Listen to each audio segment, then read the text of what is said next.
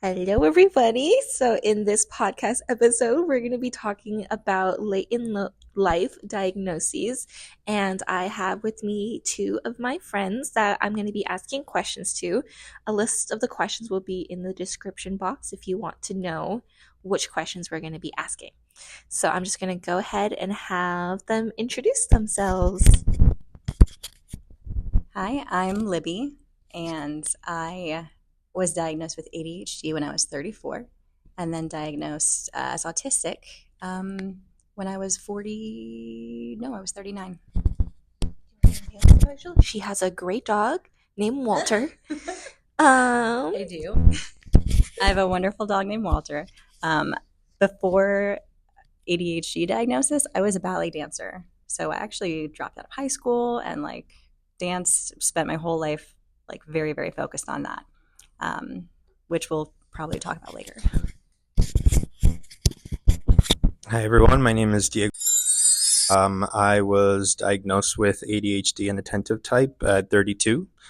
I was a high school teacher for 6 years. Prior to this, I taught Italian, and I also have a wonderful dog named Bobby. I don't have any dogs. Anyway, so the first question that I'm going to be asking is what made you guys consider getting evaluated? Okay, so for me, when I'd spent my whole life doing this one thing that took everything that I had basically all the time, ballet, and when I retired from it at 34, I just didn't. So much was gone at once, and I knew I was going to go to school. I had a lot to look forward to, but I didn't really understand why.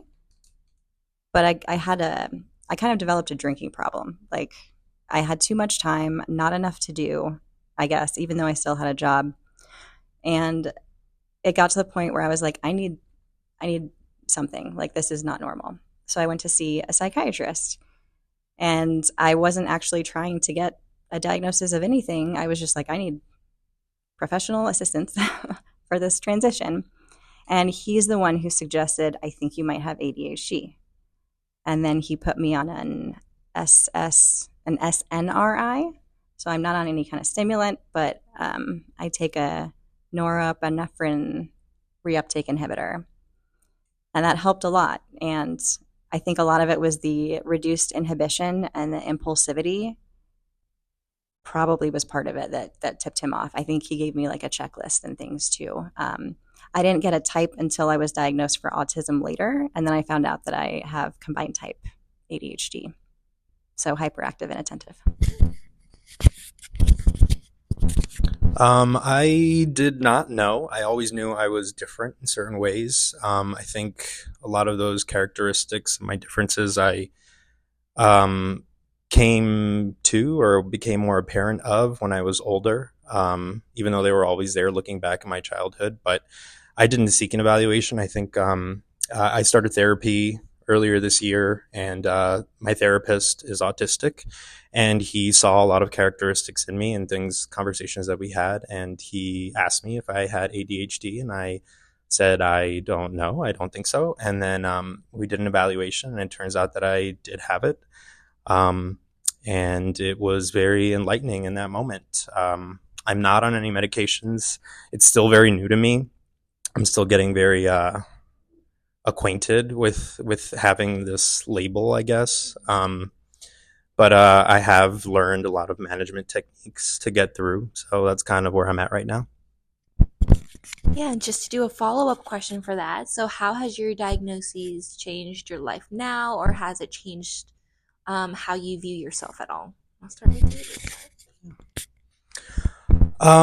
I think in terms of how I view myself, I think at first it was, like I said, it was very enlightening. I answered a lot of questions. It was like, oh, this is why I complete people's sentences. This is why I pretend like I'm focusing and listening, but I'm actually thinking about 500 different things, or I don't know where to start, right? My certain projects, or I'm terrible at organization, or I lose all of my things before I leave the house. And then I kind of got really down on myself about it because it was causing a lot of issues in my relationships, my friendships. So it's been a struggle back and forth.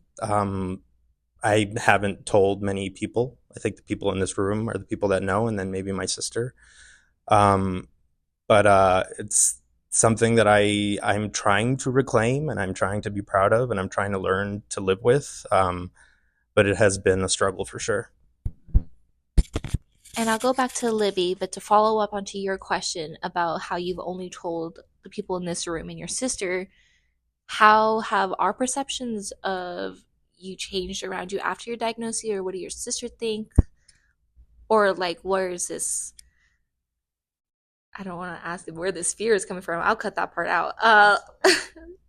But like, Well, I like mean, what people think about I you. think there's always been like a stigma around people that have, that are neurodivergent. And like, I've lived my life thinking that I was a certain way, and I've always been like a perfectionist, or at least I claim to be. And like, I've always been an amazing student in school, and I've always had straight A's, and I've always been part of honors programs. But like now looking back, it's like, oh, the reason I was doing those things is because I was working probably twice as hard as everyone else to mask and to overcome a lot of struggles that I didn't know how to explain at the time. Speaking to my sister was very emotional because she also has ADHD, and she is bipolar as well. So she was diagnosed earlier in life with all these things, and being able to talk to her and like have an outlet was kind of freeing for me. And like we were able to answer a lot of each other's questions and laugh about things, and like, oh, do you remember when this happened when we were kids? And it's like, yeah, it's like, this is why, right? It's like, oh wow. I don't think people's perceptions of me have changed. I think it's just my own personal inner demons and my own struggles, and how I viewed myself before and how I'm trying to view myself moving forward, I think is where that fear stems from. Thank you for sharing. And I guess I'll go back to the how has the diagnosis changed how I view myself? That it's weird. It's weird because the ADHD, I was in such a tough spot at that time when I got that diagnosis. At the time, I just kind of reacted like, oh, that tracks. And then I just started taking the medication and trying to get on with what I needed to do at the time. So I didn't really dive into it that much. And then with the autism diagnosis later, it got to the point where after I decided to get assessed, I was then terrified that I wouldn't be diagnosed as autistic. And I was like, then that just means that I'm bad at being a human. I almost like kind of forgot that I had ADHD anyway. So it ended up being kind of a relief that like I wasn't making it all up, or I wasn't just bad at being a person. There's just a lot of differences, and not knowing about it, like something Diego said, like not knowing how to explain it, not having the language for it. And something like sometimes people have like alexithymia, or like they don't know how to explain emotions. Like a lot of the comorbidities and stuff is just, it's wild how many different facets of these things and how different every individual is. And then perceptions of people changing around me. I mean, shoot, I had a friend when I was like, 19, and we used to hang out in the afternoons after ballet, and the commercial would come on the TV, and it'd be like, what's it like to have adult ADHD? And she would turn to me and be like, I don't know, Libby, what's it like? And that was just us joking, we thought. So I don't think people's opinions or perceptions of me have changed that much, except for the fact that being a girl, like being a female, I'm a woman, obviously, I'm full grown, I'm 40. But being a female and being diagnosed, I think I am a little spiky about that, because people only think of ADHD, for example, in one way, like white male children. That's it, and it's so much more than just that. So I think if anybody's perception of me has changed, they might find me a little bit more annoyingly vocal about being neurodivergent. But part of me, even if it's a little like eye roll inducing for other people, I would rather do that just on the off chance that there's like some little girl around who might see it and be like, oh, that's a thing that's possible. And that's one of the reasons that I wanted to do this podcast, was to be like, oh, let's talk about personal experiences. And if anyone is listening to this and can relate, then they have a place to go and to realize that, oh, they're not alone in this kind of situation. So we're going to backtrack a little bit. I know Diego mentioned this a little bit. Knowing what you know now, would you have wanted your parents to get an evaluation when you were younger? Or if you were to go back in time at all, would you have changed anything else? I'm Hispanic. I come from a very Catholic, very religious family, and I don't think, again, it's like that stigma. You learn a lot of things at home. So I think neurodivergence and like just being gay and being LGBTQ and all of this was very frowned upon in my house. So back when I was a kid, it wasn't in your face. And like, if anything, it was just like talked down to. So like back then, I don't know if it would have been very helpful, in terms of like my family relationships and my family dynamic. I think looking back now as an adult, I think it would have been very valuable just to have answers to why I was the way that I was or why I did the things that I did. I don't know if like things in school or like certain 504 or whatever would have been helpful, because again, like I did very well in school, but I know for others, like that might have been like a saving grace at certain times. It's funny though, because like now, like in 2025, like my mom is going to therapy and like has a therapist and talks about, I know, and like talks about how amazing her therapist is. And like, I'm just like, whoa, okay, this is interesting. I was like, I never would have thought I saw the day, but hey, I'm glad that she's finding, her outlet and her resources that, that make her life better or like give her understanding. So, if there were things that I would have changed, I guess, like, yeah, I probably would have, I would go back and tell my parents, like, hey, get that kid, give him an evaluation, see what's up, see why he is the way that he is, or, but, he's not lazy. There's other things going on. So yeah, it would have been helpful, I think. Yeah, actually, I had a lot of thoughts in my head, but when you said he's not lazy, I was like, right. That was like an arrow to my heart. Because as a kid, I was very much the like, well, gosh, she's so smart and she could do so much better. She's not working to her potential. Why won't she work to her potential? What's wrong with her? And I was like, I don't know why I won't do it. I don't know why I hate doing my homework. I don't know why I can't. And now I do. So that's huge. Just knowing like being educated is important. I also had parents like, and it is funny to see your parents change over time too. When I was really young, we went to a very Pentecostal Christian that got a little like, you don't need medication, just use God. And my mom had already been concerned. Like I had divorce in the family. There was like abuse in the family. So I think she saw the things that were happening, that then probably just assumed that it was her fault or the fault of the circumstances that we were going through, which then like probably added a layer of pain for her,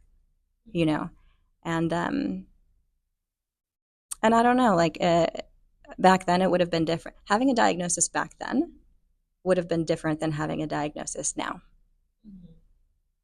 And so I don't think those two things could be compared, and I'm really not sure like if it would have limited my opportunities then or now, or not. Like, it's just really hard to say. It's a still evolving field and understanding of what neurodivergence is in general now. Like, everything's always changing and new things are always coming up. So it is difficult. And my mom found a therapist too, so yay. Yay for parents. Yay for therapy. So you guys already touched up upon that question about hindsight and things that make more sense. I'm just going to skip past that. What's something about your neurodivergent that feels really true to who you are? And what was it like going through the diagnostic process?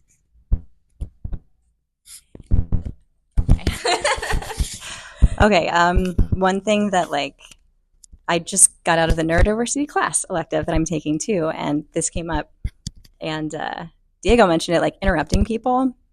Oh, I am a big interrupter. And I know that there are like some people just that's how they have conversations. But now I can recognize, like I didn't get assessed until after I worked with some autistic teens and talked to them. And I had them describe experiences. And I was like, wait, this is super familiar. And see, now I've lost my train of thought because that's what happens sometimes. But I can recognize it, which brings me back.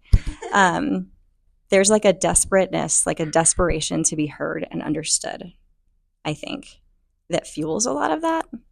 Like I don't want to wait for a turn because I'll forget what I was going to say, and it's really important and I really want to connect with you. And that's probably what led me to this field. Like I am now in speech language pathology, and I think it's just because for so long I've been like desperate to connect and feel understood. And it's still hard, but I'm still trying.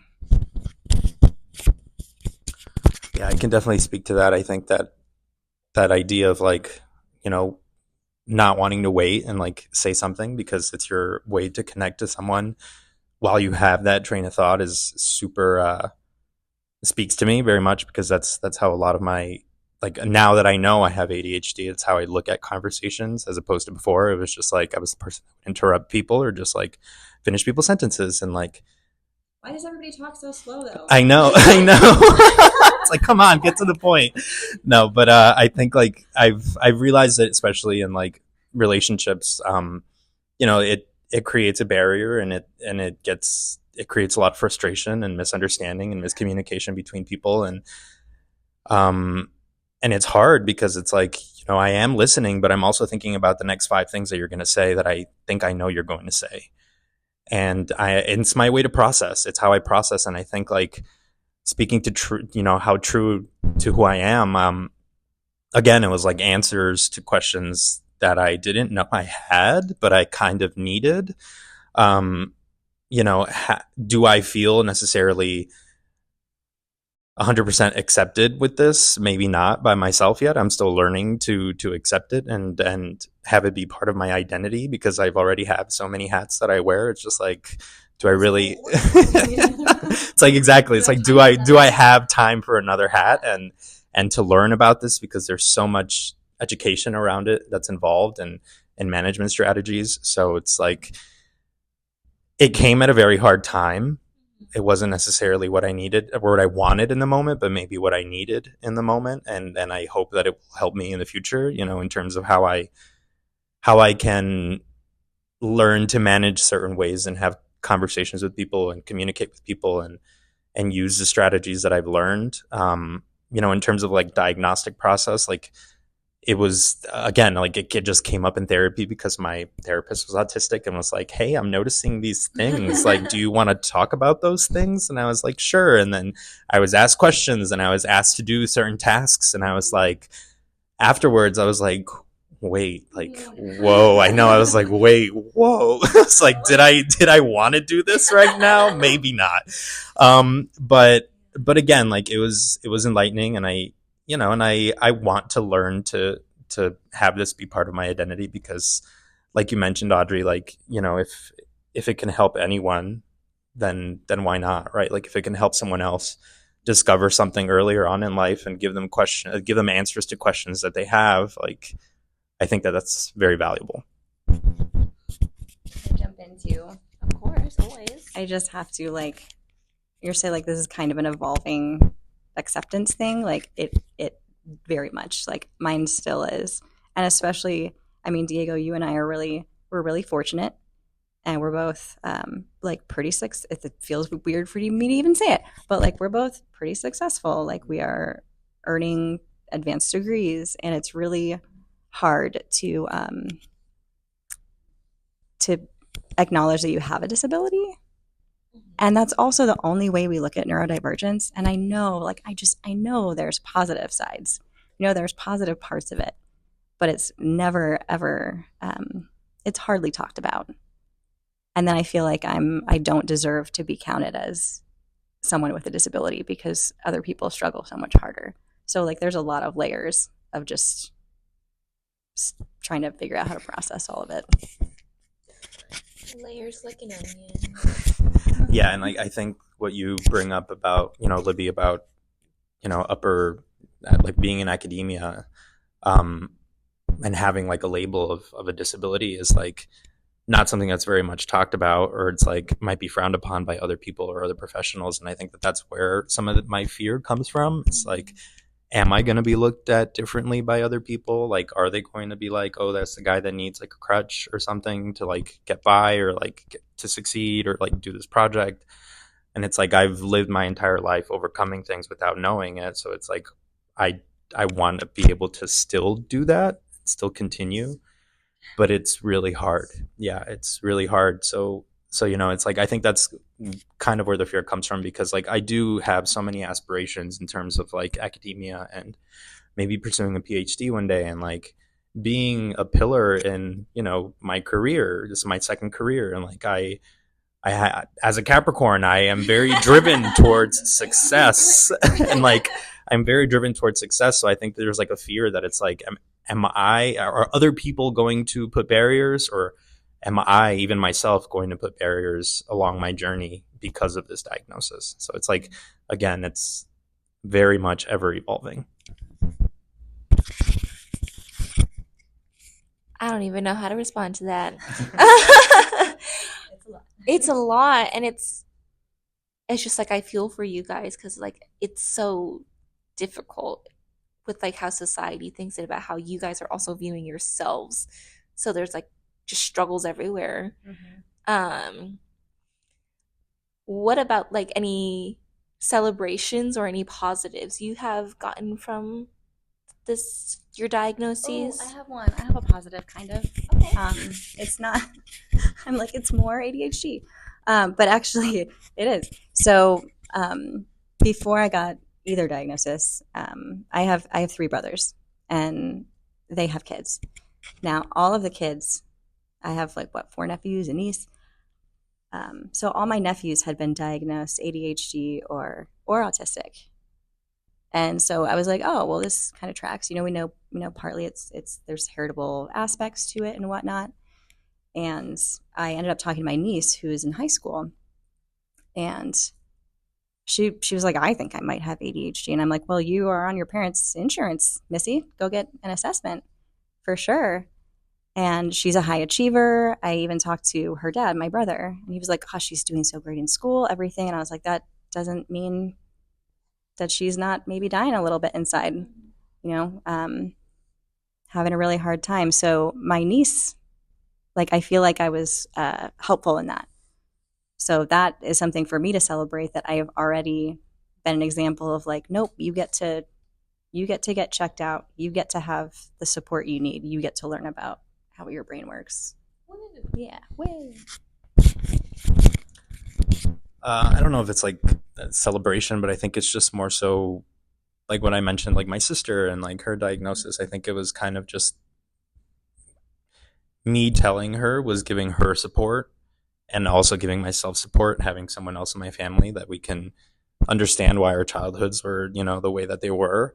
So I think like, if anything, it brought some support in my life. And like, I know I have other friends that have, some that are neurodivergent. And I think it just kind of allows us to have different types of conversations and like have a different type of outlet in terms of emotion and feelings about the whole subject. So I think like, if anything, like that's kind of something that I could celebrate, or like something that I could look forward to, is like knowing that there are other people like me, or that have similar struggles that I can relate to in a way. So yeah. So then here's the next question: as I am but a lowly person, but I care about you both very much. So are there any ways that you can think of that I personally can support you as just your friend?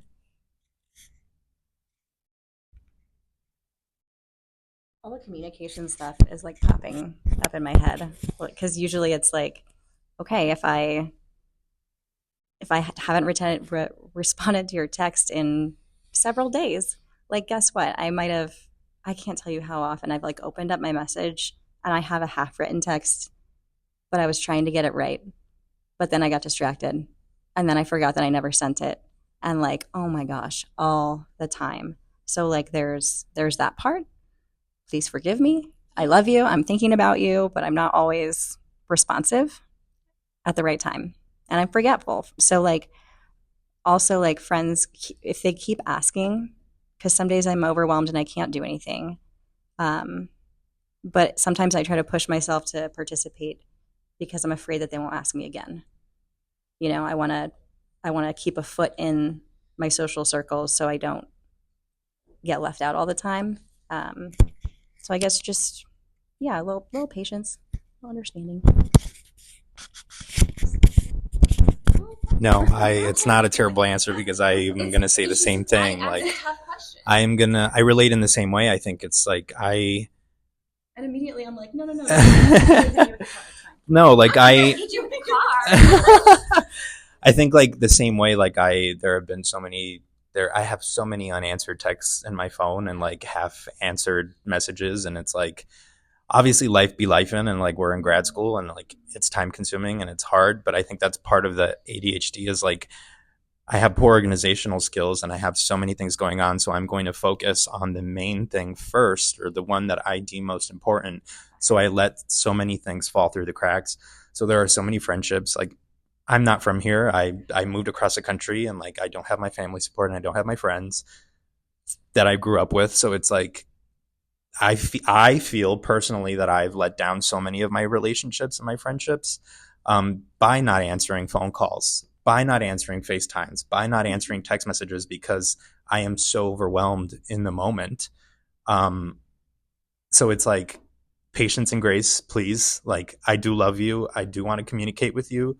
I do care about you, but it's like right now I don't have the capacity to have those conversations and nurture those relationships because I need to focus on other things that I am deeming more important. It doesn't mean that you're not important. It just means that I need to focus on what I'm focused on right now.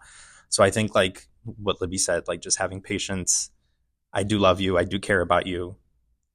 Please keep the door open for me because I want to come back and like I will come back. It's just going to take me more time than it might take someone else. Yeah. So as me as a person, if you don't respond to my text message, I will double text you. Right? So like in this situation, if I do notice that you haven't responded to my message and I double text you, would that be beneficial for you or would it be overwhelming for you? Or does it just depend on the situation? Yeah. It just depends. Because I could have set down the phone to like soak dishes in the sink, and I could go right back to and be like, right, I meant to. That was like 5 seconds away. Or I could be like curled up in a ball, having the worst day of my life. I don't know. Agreed. Same. It depends on the situation. Like it might be that I went to go walk the dog and then I'll come back and be like, oh yeah, I forgot. Let me text her back. Or it could be like, this is just not it right now. So it really depends on the situation. And part of it, like also know that or at least for me, when I realize that I've done that, I feel awful.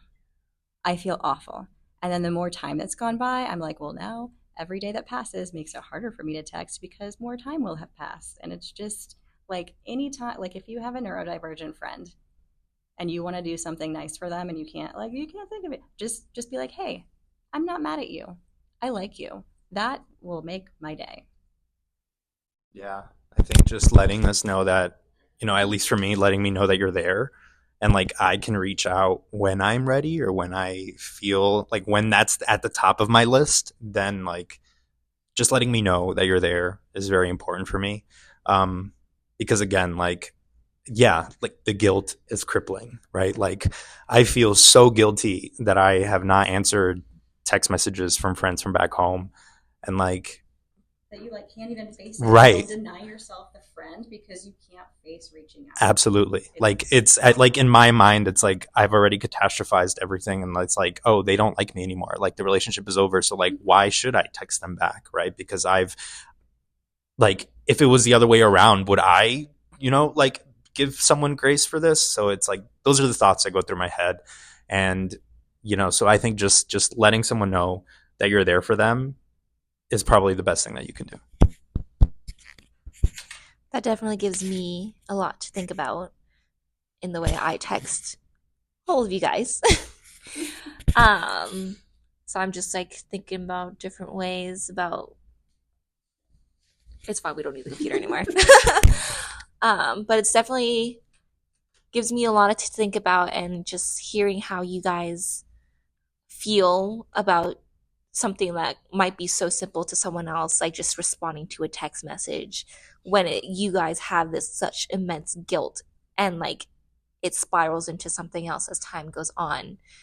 It just gives me a lot of perspective in just like, oh, like if my friends do want to disclose that, oh yeah, maybe they do have ADHD. They don't have to, but they can be like, yeah, some days are just a little bit tougher for me to respond. And for my insecurities personally, like just knowing that you guys still like love me and care about me, even when you're not responding, means a lot for me. So then in that way, I can help validate you guys and be like, okay, I'll send them a text message, be like, hey, I don't know if like maybe this is one of the moments you just forgot, or if you're having a little bit of a hard time, but I'll always be here for you guys. So the next time that happens in one of my text messages with you guys, I'll just text that little blurb, and That would be great. that'll be great. Yeah. Great for all. I don't think anyone could possibly be upset getting a text message like that. It's a win for both parties. At that point, I don't think I have any other questions on my laptop. Did you want to add anything? No? We had another person in the room, but she just agrees with everything that's already been said. Did you guys want to add anything else? Any closing remarks? I got a closing remark that's, if you are curious about it, it's easy to be like riddled with self-doubt and be like, am I just making this up? Am I just being a big old baby? Especially if you've like already reached adulthood and you haven't completely hit rock bottom or something. It's easy to wonder if you're gaslighting yourself. I'd say do the reading. Like for me, reading what was it? I'm blanking. I'll tell Audrey later. She can put it in the note. Yeah. But like reading books about people in your community, and for me, like finding ones written by a female for autism specifically, like that gives you a perspective. And sometimes you'll recognize things and be like, oh my God, they know, this is it. I didn't think anybody else. I literally, like there's something in that book that I read and I was like, I didn't think any other human being in the world did that weird little thing that I do. And now I know that it's a thing, and it made me feel so much better. Validation. I'm not going to tell you what it is. Okay. Read the book. I will have a list of resources also in my description box for people who want to do more research. So if you guys have any resources that you want me to share, just let me know and I'll put them there. But thank you guys so much for sharing with me about all these things that like made me really understand ADHD a little bit more, and just hearing from lived experiences is really important to me, and that's how I learn and understand. So thank you. I love you guys.